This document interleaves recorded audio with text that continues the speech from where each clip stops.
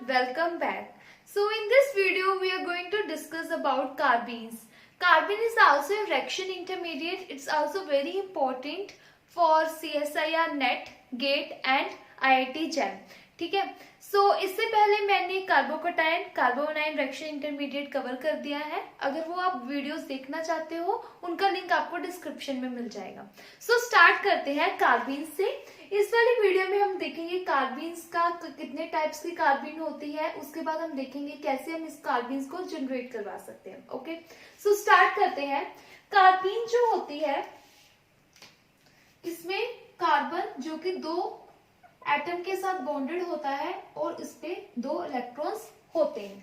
ठीक है, तो इसमें 2 बॉन्ड पेयर है और इसके पास 2 इलेक्ट्रॉन्स है. राइट. सो कार्बीन में अगर हम total number of electrons count करें तो कितने हैं. सो इसको हम ऐसे लिख सकते हैं 1 2 3 4 1 2 3 4 5 6. तो टोटल इलेक्ट्रॉन कितने हैं इसके पास 6 इलेक्ट्रॉन्स हैं. फाइन. उसके बाद सेकेंड चीज जो आती है, अगर इसके पास 6 इलेक्ट्रॉन्स हैं तो कार्बन का जो ऑक्टेट है वो क्या है, इनकम्प्लीट है. क्या है, इनकम्प्लीट है. Octet incomplete. इस वजह से जो कार्बीन होती है वो क्या है, इलेक्ट्रॉन डेफिशिएंट है. फाइन. जो कार्बीन है, कार्बन के पास कुछ भी एक्स्ट्रा इलेक्ट्रॉन नहीं है. कार्बन के पास 6 इलेक्ट्रॉन होते हैं तो इसी के पास भी 6 इलेक्ट्रॉन्स हैं. तो कार्बन के पास इलेक्ट्रॉन एक्स्ट्रा ना होने की वजह से ये क्या है, न्यूट्रल है. ठीक है. जो कार्बोकटायन था उसमें 1 इलेक्ट्रॉन कम होता था कार्बन से. उसके बाद हमने कार्बोनाइन देखा था जिसमें एक्स्ट्रा होता था. अब इसमें कोई भी इलेक्ट्रॉन जो है वो एक्स्ट्रा नहीं है, कुछ भी नहीं है, तो इसलिए ये क्या है, न्यूट्रल स्पीशीज है. फाइन. तो ये रिएक्शन इंटरमीडिएट है, मतलब रिएक्शन के बीच में बनती है. उसके बाद वो चेंज हो जाती है, प्रोडक्ट में चेंज हो जाती है. तो जो रिएक्शन इंटरमीडिएट है इसलिए ये क्या है, शॉर्ट लिव्ड, मतलब बहुत कम टाइम के लिए रहती है. उसके बाद प्रोडक्ट वगैरह में चेंज हो जाती है. दो कार्बीन जो है वो 2 तरह की होती है. Carbenes are of 2 types.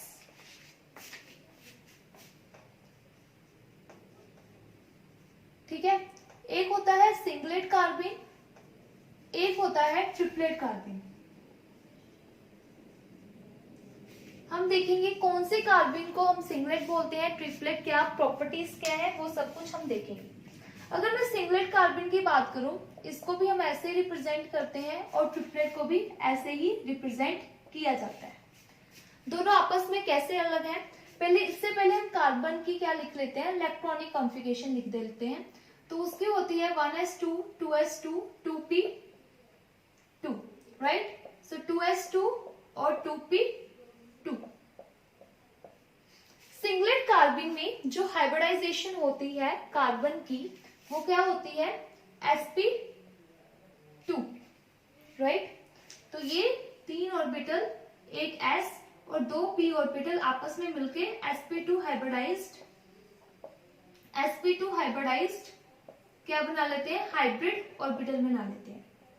ठीक है, sp2 हाइब्रिडाइज्ड. और इसमें एक p ऑर्बिटल क्या रहता है, एम्प्टी रहता है. फाइन. एक p ऑर्बिटल एम्प्टी रहता है, ये आपस में कंबाइन होके sp2 हाइब्रिडाइज्ड बना लेते हैं. ये इसके साथ बॉन्ड हो गया हाइड्रोजन के साथ, हम H की बात कर रहे हैं, और यहाँ पे ये के साथ बॉन्ड हो गया हाइड्रोजन के साथ, और यहाँ 2 इलेक्ट्रॉन्स ये बचे रहेंगे. ठीक है. और ये वाला जो p ऑर्बिटल है वो क्या है, एम्प्टी p ऑर्बिटल. ठीक है. तो sp2 है. sp2 कार्बीन का जो स्ट्रक्चर होगा वो कैसा होगा, वो ड्रॉ कर लेते हैं. sp2 क्या हाइब्रिडाइजेशन में क्या स्ट्रक्चर होता है, तो इसका जो स्ट्रक्चर होगा वो क्या होगा, ट्रायंगल प्लेन. ठीक है ना. तो इसका स्ट्रक्चर ड्रॉ करते हैं हम. इसके पास एक एम्प्टी p ऑर्बिटल है. ठीक है. और 2 इलेक्ट्रॉन्स जो है वो एक ही ऑर्बिटल में है. तो sp2 हाइब्रिडाइज का अगर मैं स्ट्रक्चर ड्रॉ करूं, ऐसे करके होता है. ये हाइड्रोजन बॉन्डेड है, यहाँ पे हाइड्रोजन बॉन्डेड है और ये दो है अनपेयर इलेक्ट्रॉन और यहाँ पे एक है एम्प्टी पी ऑर्बिटल। ऐसे ही है, ये एम्प्टी पी ऑर्बिटल है, दो हाइड्रोजन बॉन्डेड है, दो इलेक्ट्रॉन।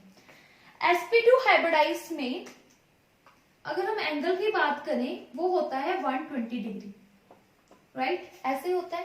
पर इस केस में जो एंगल होगा वो 120 डिग्री नहीं हो। रीजन, उसका क्या रीजन है? जो ये एंगल होगा it will be around 100 to 100 degree, around 100 degree और 103 डिग्री इसके बीच में होगा। इसका रीजन क्या है? एंगल कम होने का रीजन है, ये क्या है? 2 इलेक्ट्रॉन्स। इन 2 इलेक्ट्रॉन्स में क्या होगी? बहुत ज्यादा क्या होगी? रिपल्शन होगी। अब क्या है? 2 इलेक्ट्रॉन एक ही ऑर्बिटल में है तो वो काफी आपस में क्या करेंगे? रिपेल करेंगे, ठीक है। लोन पेयर और ये बॉन्ड पेयर है और इसको हम एक तरह का लोन पेयर कह सकते हैं क्योंकि दोनों इलेक्ट्रॉन्स जो है वो एक ही ऑर्बिटल्स में है। तो लोन पेयर और बॉन्ड पेयर की जो रिपल्शन होगी वो काफी ज्यादा होगी। रिपल्शन ज्यादा होने की वजह से ये एंगल जो आपस में स्प्रेस कर जाएगा, मतलब कम हो जाएगा, ठीक है ना। ये रिपल्शन ज्यादा होने की वजह से ये एंगल जो है वो क्या हो गया? कम हो गया, ठीक है। उसके बाद अगर मैं ट्रिपलेट की बात करूं, इसका जो एंगल है वो क्या है? कम है, ठीक है। तो यहाँ पे कोई भी अनपेयर इलेक्ट्रॉन नहीं है, दोनों ही इलेक्ट्रॉन क्या है? पेयर है। दोनों इलेक्ट्रॉन पेयर होने की वजह से ये क्या है? डायामैग्नेटिक। डायामैग्नेटिक क्या होता है कि दोनों कोई भी इलेक्ट्रॉन जो है वो क्या है? अनपेयर नहीं है, दोनों इलेक्ट्रॉन पेयर होने की वजह से ये क्या है? डायामैग्नेटिक। अगर ट्रिपलेट की बात करें, ट्रिपलेट में क्या होता है? कार्बन है, कार्बन की इलेक्ट्रॉनिक कॉन्फ़िगरेशन लिखी गई 1s2 2s2 2p2 2s2 यहाँ पे है 2p2। कार्बन एक्साइट हुआ तो यहाँ पे इसके इलेक्ट्रॉन्स ऐसे आ गए, ठीक है। इसमें क्या होगा? ये दोनों आपस में क्या करेंगे? हाइब्रिडाइज्ड ऑर्बिटल बनाएंगे तो बनाएंगे sp। तो hybridization in case of triplet क्या होती है? sp, ठीक है। तो बनाएंगे तो sp हाइब्रिडाइज बनाएंगे। यहाँ पे इसने इसके हाइड्रोजन के साथ पेयर अप हो गया, ये हाइड्रोजन के साथ, और ये 2 रह गए अनपेयर इलेक्ट्रॉन, ठीक है। 2 क्या रह गए? Unpaired electron. अब इस केस में कैसा होगा? इसमें sp हाइब्रिडाइज्ड होता है। अगर मैं बनाऊं कि ये 2 हाइड्रोजन के साथ कंबाइन है और यहाँ पे 2 p ऑर्बिटल्स हैं, इसको हम सही से बनाते हैं। We can also make in this way. यहाँ हाइड्रोजन के साथ कंबाइन है, ये हाइड्रोजन के साथ कंबाइन है और यहाँ पे 2 क्या है? p ऑर्बिटल्स,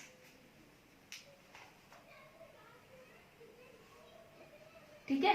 2 क्या है? p ऑर्बिटल्स है जिसपे 2 इलेक्ट्रॉन्स प्रेजेंट है। ये क्या हो गया? Triplet carbon.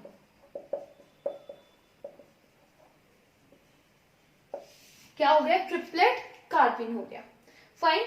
अब इसमें 2 इलेक्ट्रॉन जो क्या है? अलग अलग ऑर्बिटल्स में है। इसमें क्या थे? दोनों ही इलेक्ट्रॉन्स एक ही ऑर्बिटल्स में थे। दोनों इलेक्ट्रॉन एक ऑर्बिटल में होने के लिए ये हर्ट्ज रूल को भी क्या कर रहा है? बोले हर्ट्ज रूल भी मान नहीं रहा। क्यों? हर्ट्ज रूल के अकॉर्डिंगली कि 2 इलेक्ट्रॉन्स अगर ऑर्बिटल्स प्रेजेंट है तो दोनों इलेक्ट्रॉन्स अलग अलग ऑर्बिटल्स में होने चाहिए। इसमें दोनों ही इलेक्ट्रॉन्स जो है वो एक ही ऑर्बिटल में है और इस वजह से 2 इलेक्ट्रॉन्स आपस में रिपल्शन करते हैं और रिपल्शन काफी ज्यादा होती है। इस वजह से ये जो होता है वो क्या होता है? अनस्टेबल। तो ट्रिपलेट कार्बन स्टेबल होता है कंपैरिजन टू सिंगलेट कार्बन, क्योंकि इसमें 2 इलेक्ट्रॉन जो है वो क्या है? डिफरेंट ऑर्बिटल्स हैं। अब इन 2 हाइड्रोजन के बीच में अगर ट्रिपलेट कार्बन बन रहा है, ठीक है, तो इनमें बीच में जो एंगल होएगा वो कितना होएगा? ट्रिपलेट कार्बन के बीच में जो एंगल होएगा इसको हम ऐसे रिप्रेजेंट कर सकते हैं,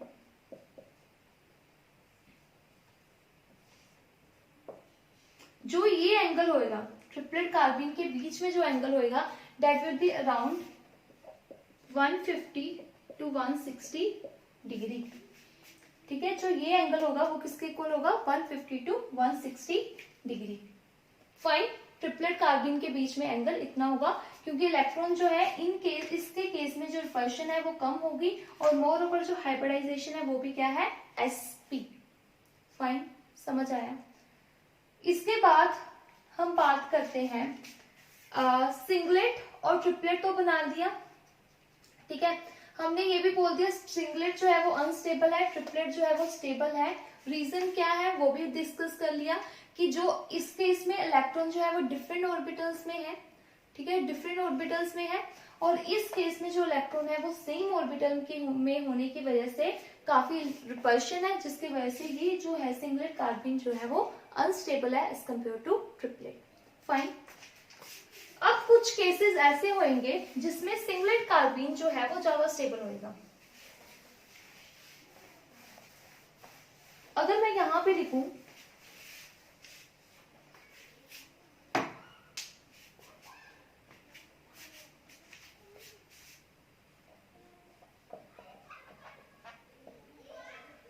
इस केस में हम कहेंगे ट्रिपलेट कार्बिन जो है वो, इस केस में हम कहेंगे ट्रिपलेट कार्बिन मोर स्टेबल, ज्यादा स्टेबल है सिंगलेट कार्बिन से, राइट। ओके, हो गया, पता लग गया। बट अगर मैं यहां पर ये वाली एग्जांपल लिखूं,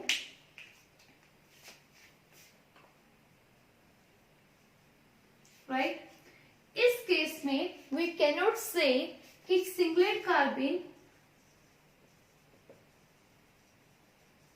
जो है वो लेस स्टेबल है। इस केस में क्या होगा, सिंगलेट कार्बिन ज्यादा स्टेबल होएगा ट्रिपलेट कार्बिन से, ठीक है। तो सिंगलेट कार्बिन जो है वो ज्यादा स्टेबल होएगा ट्रिपलेट कार्बिन से। अब क्या हो गया ऐसा, हमने क्या बोला था, और मैंने आपको ये बात बताई थी, ट्रिपलेट जो कार्बिन है, जैसे हमने देखा था ना सिंगलेट कार्बिन था वो क्या था, डायमैग्नेटिक था, लेकिन ट्रिपलेट कार्बिन क्या होगा, पैरामैग्नेटिक होगा।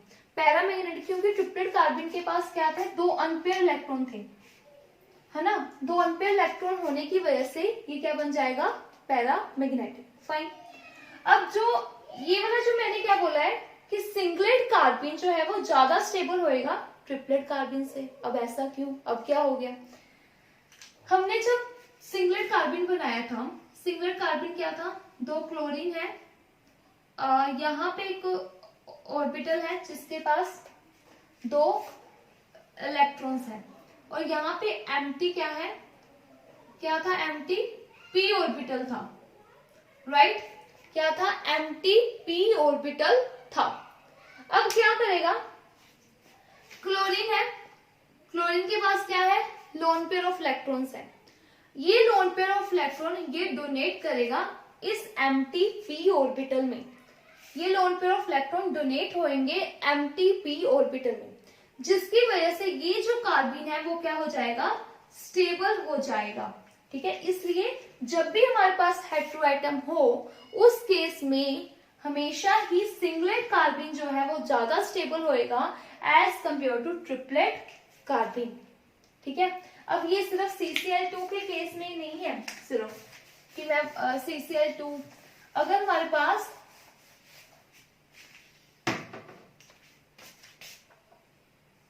OCH3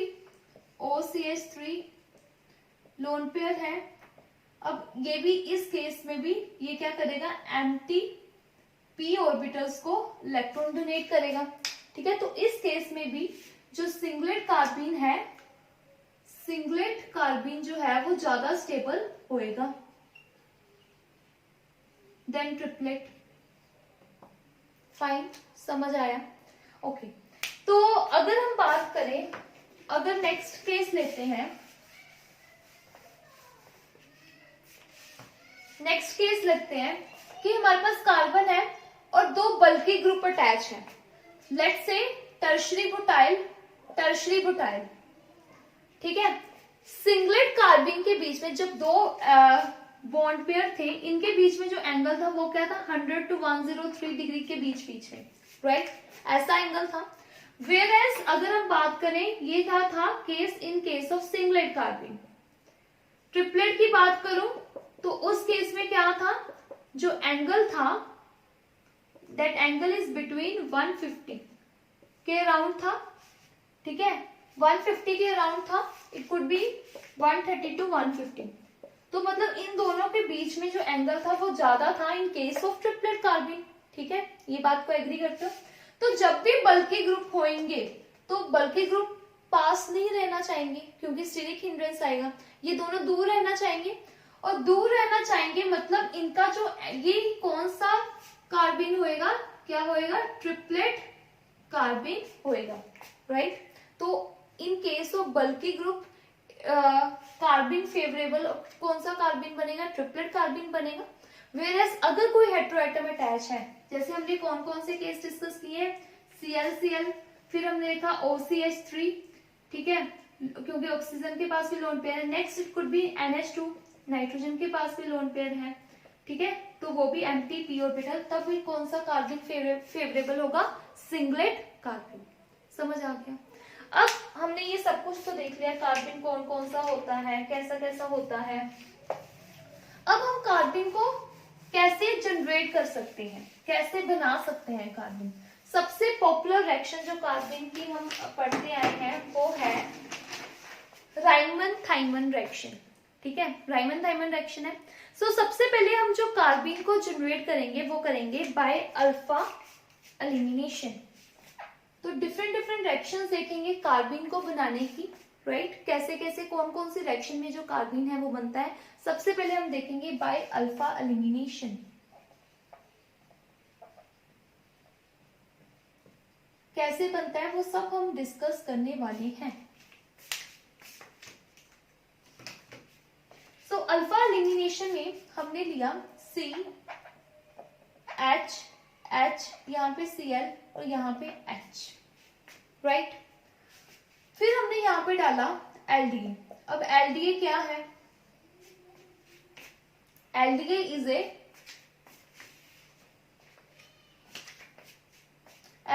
ए बेस, क्या है, base, and that to non nucleophilic base. Non nucleophilic base nucleophile की तरह एक्ट नहीं कर सकता, मतलब ये सिर्फ यही करेगा, H को ही एब्स्ट्रैक्ट करेगा, कौन सा, एसिडिक H, सिर्फ एसिडिक H को ही ये निकालेगा। मतलब ये ऐसी रिएक्शन नहीं दे सकता कि क्लोरीन को रिप्लेस कर दिया और वहां पे जाके खुद लग गया, मतलब क्लोरीन की जगह कोई ग्रुप लग गया, कोई और ग्रुप लग गया, तो it will only act as a base, so it's a non nucleophilic base. तो अब ये क्या करेगा, कोई भी ग्रुप लगा हो सकता है, तो what it will do, base है तो ये H निकालेगा, ठीक है, इसने H निकाल दिया। H निकालने के बाद यहाँ पे बनेगा नेगेटिव चार्ज। अब ये H एसिडिक H कैसे हुआ, क्योंकि अब ये नेगेटिव चार्ज जो यहाँ पे बना है और यहाँ पे क्या लगा हुआ है, chlorine. So chlorine will take away the electrons, जो भी नेगेटिव चार्ज है उसका खींचेगा, क्योंकि ये क्या शो करता है, माइनस आई इफेक्ट, है ना। तो इस वजह से जो ये वाला H है वो क्या है, एसिडिक H है। यहाँ पे क्लोरीन लग गया, राइट। उसके बाद यहाँ पे हमारे पास है नेगेटिव चार्ज। नेगेटिव चार्ज का समझते हो मतलब 2 इलेक्ट्रॉन्स पड़े हुए हैं। अब क्या होगा, क्लोरीन के पास 2 इलेक्ट्रॉन्स है, ऐसे बॉन्ड बना हुआ है, क्लोरीन निकल जाएगा by taking away these 2 electrons, ठीक है, क्लोरीन जो है वो निकल जाएगा इस इलेक्ट्रॉन्स को लेके। समझ आया, एक बार फिर से समझाती हूँ। नेगेटिव चार्ज है, नेगेटिव चार्ज का मतलब हमेशा होता है कि 2 इलेक्ट्रॉन्स हैं। अब क्लोरीन का बॉन्ड कैसे बना हुआ है, 2 इलेक्ट्रॉन के साथ बना हुआ है। क्लोरीन निकलेगा, क्या निकलेगा, क्लोरीन Cl नेगेटिव निकलेगा, तो वो 2 इलेक्ट्रॉन्स लेके निकलेगा और पीछे हमारे पास क्या बन जाएगी, कार्बिन। ऐसी होती है कार्बिन, 2 बॉन्डेड और 2 इलेक्ट्रॉन्स, ये बन जाएगी कार्बिन।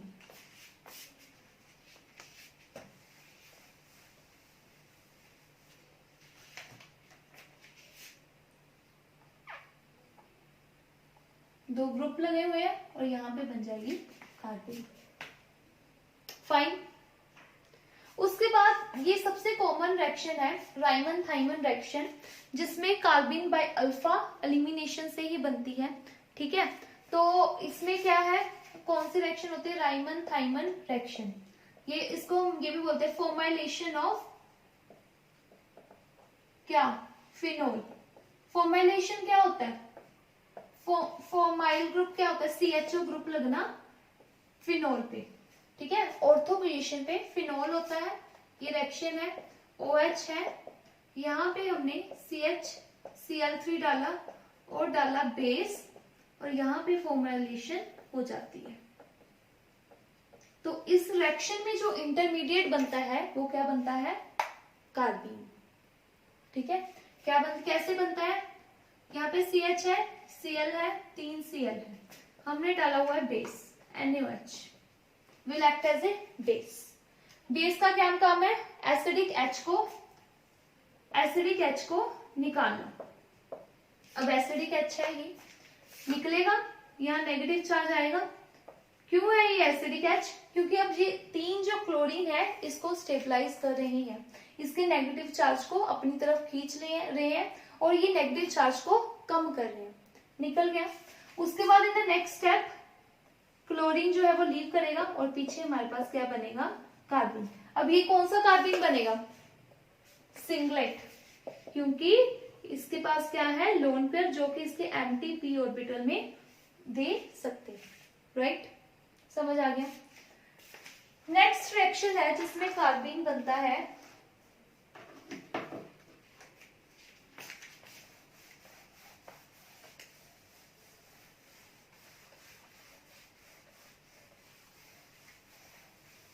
नेक्स्ट रिएक्शन देखो, C, देखो 3 Cl। I am just telling you कि एग्जाम में कैसा भी क्वेश्चन आ सकता है, आपको आइडिया हो कैसे कार्बीन बन रहा है। फाइन, अब यहां पे क्या होगा, मैंने हीट किया, क्या किया, हीट किया। हीट करने से क्या होगा, CO2 ग्रुप लिख रहे हैं। जब भी गैस बन रही हो ना सिस्टम में, ऑर्गेनिक में सबसे बड़ा हिंट होता है, जब भी गैस बनती हो, गैस कुछ भी हो सकती है, CO2, NO2, N2, CO, इसको निकालने की कोशिश करो। गैस से क्या होगा, गैस निकलेगी, इंट्रोपी इंक्रीज होगी, रैंडमनेस इसको हम बोलते हैं। मैंने इस पे भी वीडियो बनाई हुई है, थर्मोडायनेमिक्स पे पूरा वीडियोस बनाई हुई है, आप देख सकते हो अगर देखना चाहते हो। तो इंट्रोपी इंक्रीज होगी, इंट्रोपी इंक्रीज होने से तो सिस्टम जो है वो स्पॉन्टेनियस हो जाएगा, मतलब जो हमारी रिएक्शन है वो क्या हो जाएगी, स्पॉन्टेनियस, मतलब खुद ब खुद हो जाएगी। ठीक है, तो यहाँ पे CO2 बन रही है और डीकार्बोक्सिलेशन होने के चांसेस हैं। सो मैंने कार्बोक्सिलेशन को भी अच्छे से कवर किया हुआ है, उन वीडियो का लिंक आपको डिस्क्रिप्शन में मिल जाएगा, अगर आप देखना चाहते हो तो आप देख सकते हो। राइट, सो डीकार्बोक्सिलेशन क्या होता है कि डीकार्बोक्सिलेशन में कार्बोनाइन बनता है और कार्बोनाइन जो है वो स्टेबल होना चाहिए, तभी डीकार्बोक्सिलेशन होगी। अब मैंने यहाँ किया, O नेगेटिव यहाँ आया, ठीक है, तो ये जो बॉन्ड है वो ऐसे चलेगा और CO2 निकल जाएगा, निकल गया CO2। यहाँ पे carbon negative charge, chlorine chlorine chlorine. अब ये नेगेटिव चार्ज काफी स्टेबल है, रीजन क्या है इसका स्टेबल होने का, नेगेटिव चार्ज का, क्लोरीन जो है वो खींच रहा है ना, ये तो हम डिस्कस कर ही चुके हैं। अब क्या होगा, सेम क्लोरीन निकल जाएगा और क्या बन जाएगा, कार्बीन। ठीक है, एक और तरीके से कार्बीन बना दिया हमने। ठीक है, अब हम करते हैं नेक्स्ट एग्जांपल, ये थोड़ा सा इंपॉर्टेंट है, इस पे स्टार मार्क कर लेना, कुछ नया कंसेप्ट आप समझोगे। मैंने ये रिएक्शन लिया जिसमें मैं डाल रही हूँ Cl Cl H H, right. एक मिनट, इसमें चलो ठीक है, यहाँ पे हम इसमें ना ब्रोमीन लेते हैं,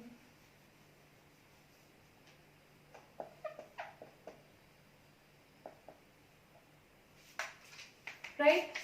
उसके बाद हमने यहाँ पे दो चीजें लगाई, एक मैं ले रही हूँ एल्डिहाइड, सेकंड मैं ले रही हूँ बुटाइल लिथियम। ठीक है, एल्डिहाइड हमने जो पहले एग्जांपल में डिस्कस किया था वो डाइलिथियम, ये नया है, इसको थोड़ा सा जानेंगे। यहाँ पे सिंपली होगा, यहाँ से H निकलेगा, यहाँ पे CBr नेगेटिव बनेगा, नेक्स्ट में एक ब्रोमीन निकल जाएगा और ऐसा कार्बीन बन जाएगा। ठीक है ना, समझ आया? एक H निकल गया, राइट, यहां पे नेगेटिव चार्ज आया।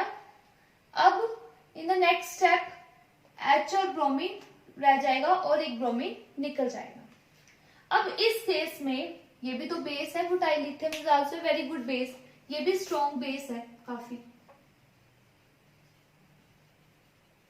ठीक है, स्ट्रॉन्ग बेस है। इस केस में भी क्या ऐसे ही होगा कि यहां से H निकलेगा, यहाँ एक H और दो bromine, in the next step एक ब्रोमीन निकल जाएगा और यहाँ पे कार्बीन बन जाएगा। ऐसा नहीं होगा। इस चीज में हम पढ़ेंगे एक और चीज जिसको हम बोलते हैं मेटल हैलोजन एक्सचेंज, जो कि बहुत कॉमन है इस रीजन पे। R lithium it's a very important reagent, बहुत इंपॉर्टेंट रिएजेंट है। ये काफी रिएक्शंस देता है, different. It can act as a base, it can act as a nucleophile, it can also give metal halogen exchange reaction, बहुत सारी reactions देता है। अगर आप चाहते हो मैं इस पे वीडियो बनाऊं तो मुझे आपको कमेंट बॉक्स पे बता सकती हूँ, राइट। तो अब हम इसको थोड़ा सा डिस्कस करेंगे, फिर उसके बाद देखेंगे इसका क्या क्या काम है। जो बुटाइल लिथियम है ऐसा करके कुछ है, राइट। लिथियम क्या है? मेटल है। इसके साथ जो भी कार्बन अटैच होगा वो क्या होगा? नेगेटिव चार्ज, क्योंकि ये क्या है? इलेक्ट्रोपॉजिटिव है। जो भी कार्बन इसके मेटल के साथ अटैच होता है वो क्या होता है? Negative charge. Fine, negative charge है ये कार्बन। ये वाला जो कार्बन है वो क्या है? sp3 hybridised. फाइन, अब इसमें क्या होगा? इस वाली रिएक्शन में मेटल हैलोजन एक्सचेंज होगा। मतलब ये लिथियम यहां लग जाएगा और जो हैलोजन है वो बुटाइल ब्रोमीन, मतलब एक्चुअल में क्या होगा? बुटाइल ब्रोमीन निकल जाएगा और ये वाला जो मेटल है लिथियम वो यहाँ पे जाके अटैच हो जाएगा। अब ऐसा क्यों हो गया कि मेटल को क्या पड़ी थी यहाँ लगने की, क्यों एक्सचेंज हुआ? अब यहाँ पे जो कार्बन है वो क्या है? sp3 negative charge. फाइन, अब इन द नेक्स्ट स्टेप क्या हो रहा है कि मेटल कहाँ लग रहा है? यहाँ पे। इसके साथ एक ब्रोमीन लगा हुआ है, एक H है, एक तो चलो वो ले गया, 2 H है। अब यहाँ लिथियम लग गया, राइट। अब नेगेटिव चार्ज कहाँ पे आया? यहाँ पे, ठीक है। इस केस में नेगेटिव चार्ज यहाँ पे था, अब नेगेटिव चार्ज यहाँ पे आया। अब यहाँ पे नेगेटिव चार्ज आने का क्या फायदा है कि जो ब्रोमीन है वो क्या है? माइनस आई इफेक्ट दे रहा है, इस नेगेटिव को क्या कर रहा है? स्टेबल कर रहा है। मतलब कि नेगेटिव चार्ज अब यहाँ पे ज्यादा स्टेबल है as compare to negative charge अगर इस कार्बन पे है।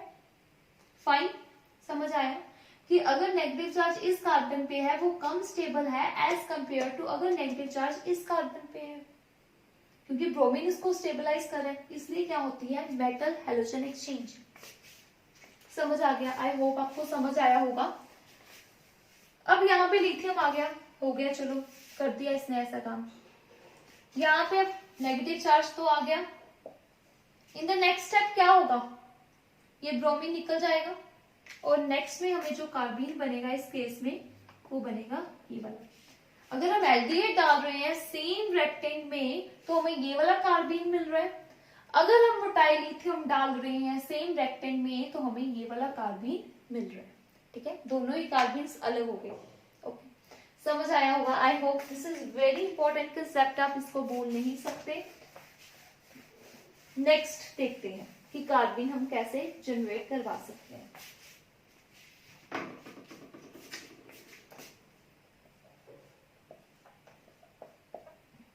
डिफरेंट मैं आपको दिखा रही हूँ ताकि आपको आइडिया लगे, एग्जाम में कैसा भी क्वेश्चन आए तो you can easily attempt.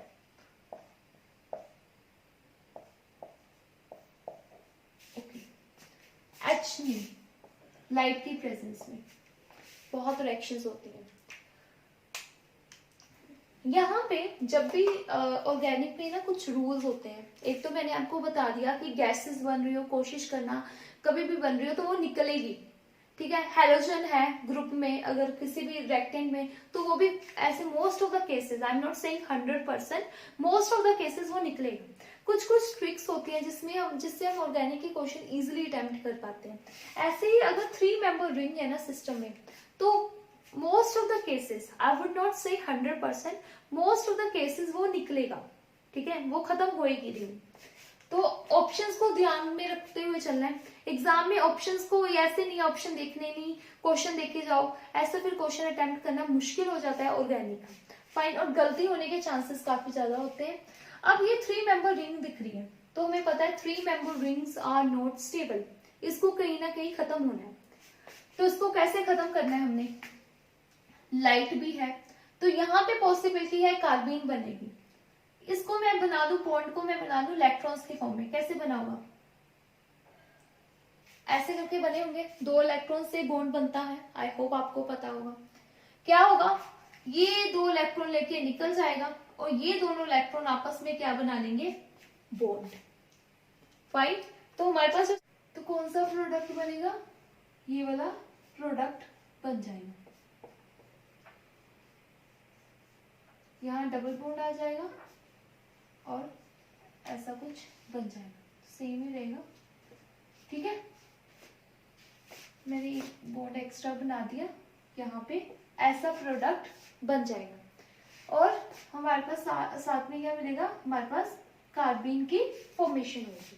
Okay, so next formation है, नेक्स्ट कैसे कार्बीन फॉर्म हो सकता है, बाय फोटोलिसिस ऑफ केटीन। केटीन की फोटोलिसिस से क्या बन सकता है, हमारे पास कार्बीन बन सकता है। अब ये केटीन क्या होते हैं, फॉर एग्जाम्पल हमने यहाँ पे लिया, इसको हम बोलते हैं कीटीन, क्या बोलते हैं, कीटीन। तो जब हम इसको HNO के प्रेजेंट में क्या होगा, इसकी फोटोलिसिस होगी। तो ये क्या है, आपको CO दिख रहा है, CO is also a gas, तो CO जो गैस है वो निकल सकती है, यहां से CO निकल जाएगा। तो ऑक्सीजन के पास क्या है, लोन पेयर ऑफ इलेक्ट्रॉन, यहाँ इलेक्ट्रॉन दिए, ओके, तो क्या बन जाएगा, H2C double bond C triple bond O, यहाँ पे ऑक्सीजन के ऊपर पॉजिटिव चार्ज, राइट, और यहाँ पे आ जाएगा नेगेटिव चार्ज। जब ये आएगा तो ये यहाँ बॉन्ड शिफ्ट हो जाएगा। तो नेक्स्ट स्टेप में क्या होगा, यहाँ से CO बाहर निकल जाएगी और पीछे हमारे पास क्या बन जाएगा, कार्बन। सो फोटोलिसिस ऑफ केटीन भी हमें कार्बन फॉर्मेशन देते हैं, इसको बोलते हैं केटीन। अगर ऐसा कुछ हो इसको बोला जाता है एलीन, फाइन, ये हो गया केटीन, ये हो गया एलीन, फाइन। नेक्स्ट जो है वो लास्ट, जो कि सबसे इंपॉर्टेंट है, उसके बाद हम इसकी रिएक्शंस भी करेंगे, रिएक्शन ऑफ डाइजोमीथेन, वो है कार्बन फॉर्मेशन फ्रॉम डाइजोमीथेन। तो कार्बन की फॉर्मेशन होनी डाइजोमीथेन से, कार्बन फॉर्मेशन किससे, डाइजोमीथेन से।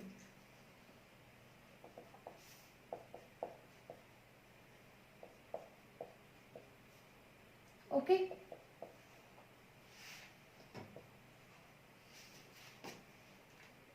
डाइजोमीथेन और भी सब बहुत सारी रिएक्शन देता है, जैसे एसिड बेस रिएक्शन देता है, ये न्यूक्लियोफाइल की तरह एक्ट भी करता है। तो ये डाइजोमीथेन कार्बन में कब चेंज होता है वो हमें ध्यान रखना पड़ता है, in the presence of HNO, या तो HNO दिया होगा मतलब लाइट की कंडीशन में, और हीट, ठीक है, हीट दिया होगा, और याद दिया होगा कोई भी ट्रांजिशन मेटल, कॉपर, Ag, कोई भी क्या दिया होगा, ट्रांजिशन मेटल।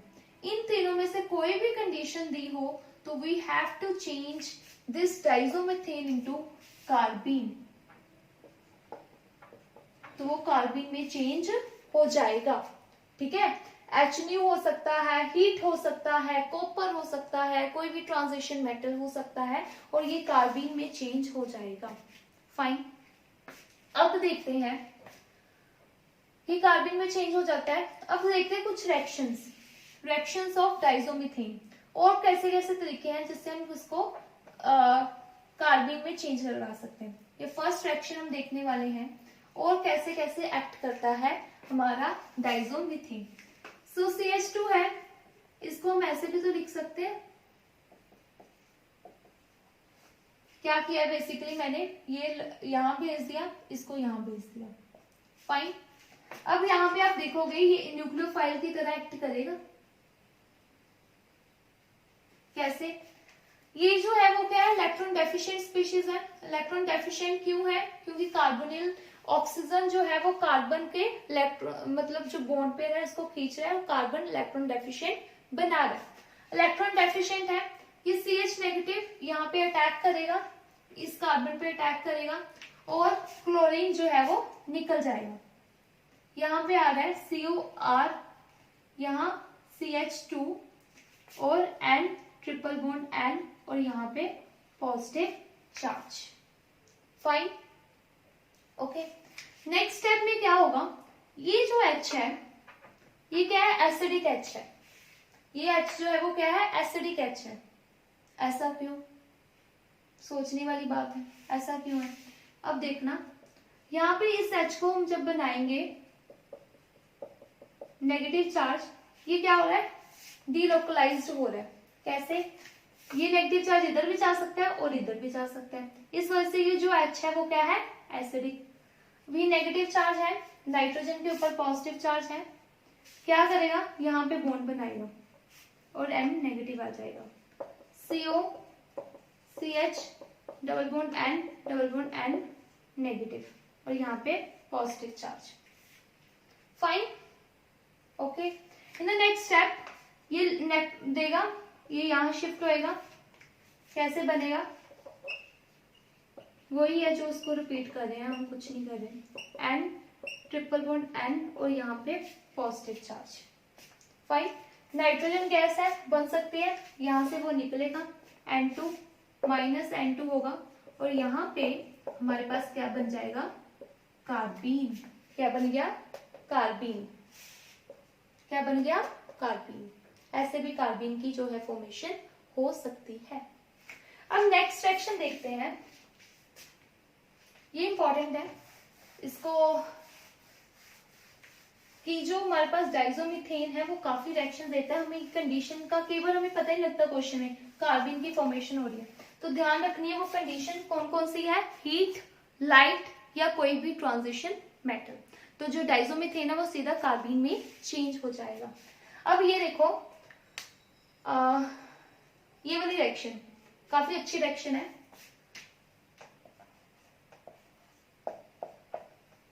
यहाँ पे OH है, यहाँ पे हमने डाला CH2N2, राइट। अब ये CH2 के पास नेगेटिव चार्ज होता है, जैसे मैंने आपको पहले दिखाया था, मैं फिर से खोल के दिखाने वाली नहीं हूं। ये जो H है, OH का ये वाला H जो होता है वो क्या होता है, एसिडिक H होता है। क्यों होता है एसिडिक? सिंपल है, अब जो इससे बाद कार्बोनाइन बनेगा वो क्या होगा, स्टेबल होएगा, यहाँ पे बॉन्ड ये सारा शिफ्ट हो जाएगा तो स्टेबल होता है। तो ये वाला H जो होता है वो क्या होता है, एसिडिक होता है। अब ऑक्सीजन के ऊपर जो नेगेटिव चार्ज है वो क्या हो सकता है, डीलोकलाइजेशन में जा सकता है। ये H एसिडिक है, तो ये CH2 नेगेटिव यहाँ पे एक्ट करेगा एज ए बेस। क्या एक्ट कर रहा है यहाँ पे, बेस के जैसे, फाइन, हमने बना दिया इसको बेस। उसके बाद क्या बन जाएगा, CH3 N triple bond N, ये बन गया। H ले लेगा ना CH2, तो CH3 बन गया। नेक्स्ट स्टेप में क्या होगा, और हमारे पास ये ऐसा भी कुछ बना हुआ है O नेगेटिव, इसको मैंने यहां दिखा दिया, इसको ऐसे भी दिखा सकते हो, कोई फर्क नहीं पड़ेगा। O नेगेटिव क्या करेगा, इसको इसके साथ बॉन्ड बनाएगा, नाइट्रोजन बोलेगा चले जाओ, यहां से चले जाओ, कोई इश्यू नहीं है। तो मैं आपको जस्ट ये शो दिखा रही हूँ कि जो कार्बन है, सॉरी डाइजोमीथेन है, वो कौन कौन सी रिएक्शन जा सकता है। यहाँ पे आ जाएगा OCH3, ठीक है। अब इस केस में कार्बन बनने वाला है, तो देखते रहो कैसे बनेगा, OCH3 बनेगा, प्रोडक्ट बन गया। नेक्स्ट में हमने डाला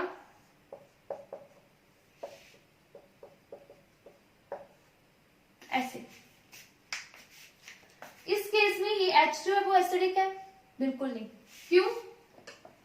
अगर हमने इसका H निकाले, यहाँ पे बनेगा नेगेटिव चार्ज, राइट?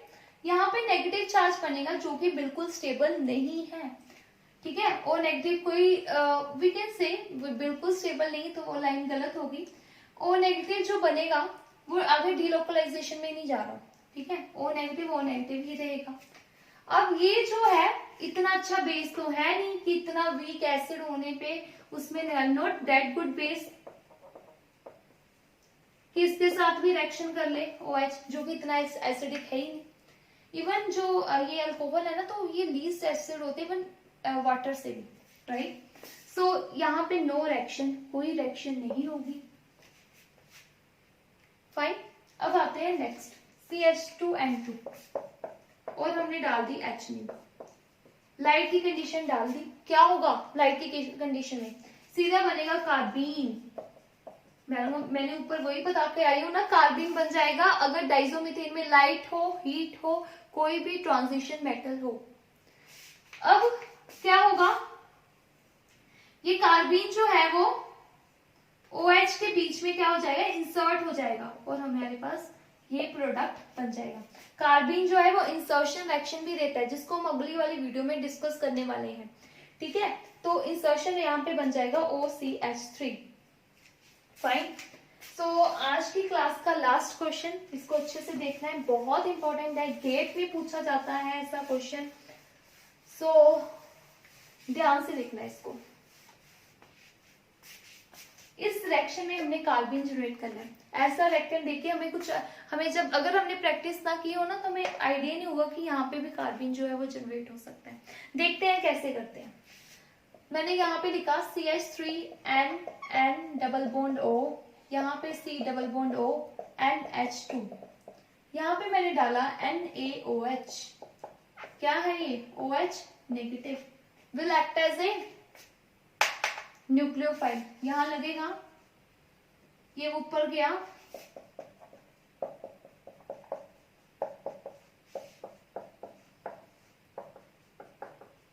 ये वापस आया और यहाँ पे बनेगा N नेगेटिव। क्या बनेगा? N नेगेटिव, और ये बाहर निकल जाएगा, यहाँ पे OH आ जाएगा, राइट। तो ये ऐसे कैसे निकल गया? क्योंकि ये जो हमारे पास बन रहा है ये काफी स्टेबल है। रीजन कंजुगेशन, यही इसका रीजन है।